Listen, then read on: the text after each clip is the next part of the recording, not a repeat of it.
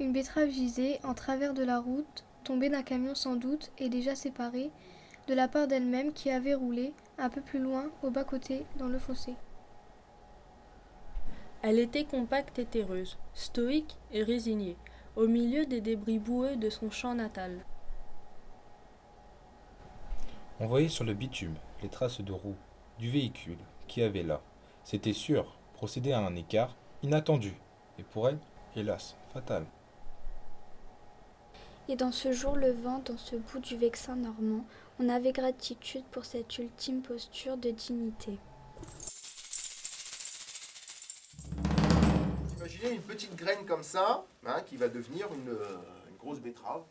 C'est quand même, c'est un petit peu un défi, quoi. Hein. On sème une petite graine comme ça, à 2-3 cm de profondeur, et donc on va tout mettre en œuvre pour arriver à produire une grosse betterave.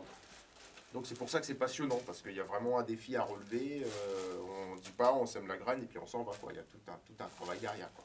On va mettre une graine comme ça tous les 17-18 cm, si vous voulez, sur une ligne de semis. Et c'est 17 cm, c'est pas 16 ni 18. Donc il faut vraiment que ça soit bien régulier. Alors c'est pour ça qu'il y a un enrobage qui lui permet de bien passer dans tout le mécanisme du semoir.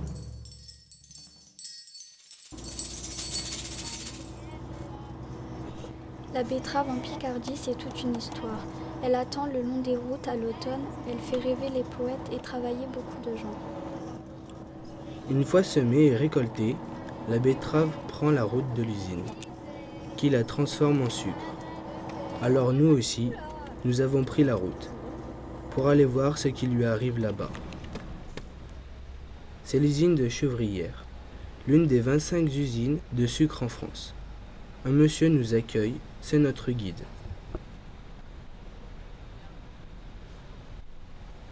La betterave est d'abord déposée à l'entrée avec des milliers d'autres. Il y en a 80 tonnes produites en France chaque année. On sépare le collet de la racine. Les racines sont ensuite amenées vers le nettoyage et quelques betteraves sont emmenées au laboratoire. Dans ce laboratoire, on examine leur teneur en sucre. S'il y a beaucoup de sucre, l'agriculteur qui les a apportés est bien payé. S'il y en a moins, il est moins payé.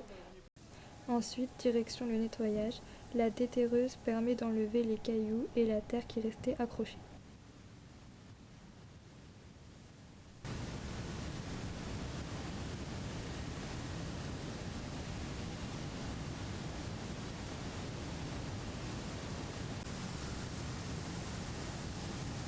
Les betteraves sont ensuite coupées en fines lamelles.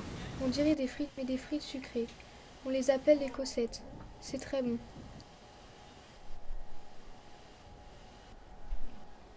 Les cossettes sont ensuite emmenées dans un grand cylindre avec de l'eau tiède pour faire sortir le sucre. Elles se transforment en pulpe puis en jus sucré. Cette étape s'appelle la diffusion. Les résidus récupérés seront donnés à manger aux animaux.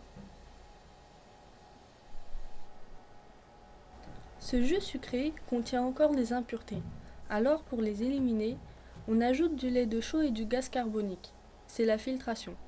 Le jus traverse plusieurs chaudières qui le portent à ébullition.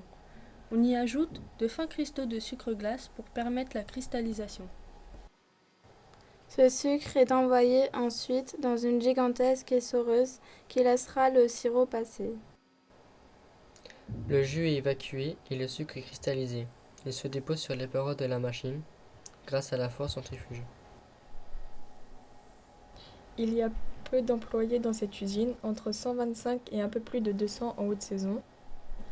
Les machines sont efficaces et les ordinateurs aussi. L'as-tu vu? La bête à noir, la belle en sombre, la trame espoir, la rave en Loire, la bête à port. L'as-tu vu? N'as-tu rien vu? As-tu vu l'oscillatoire? As-tu vu ruminatoire? La bête à sucre fourbillatoire. L'as-tu vu, la betterave rouge, la betterave noire, la betterave terre, la dame en noir, la bête noireute?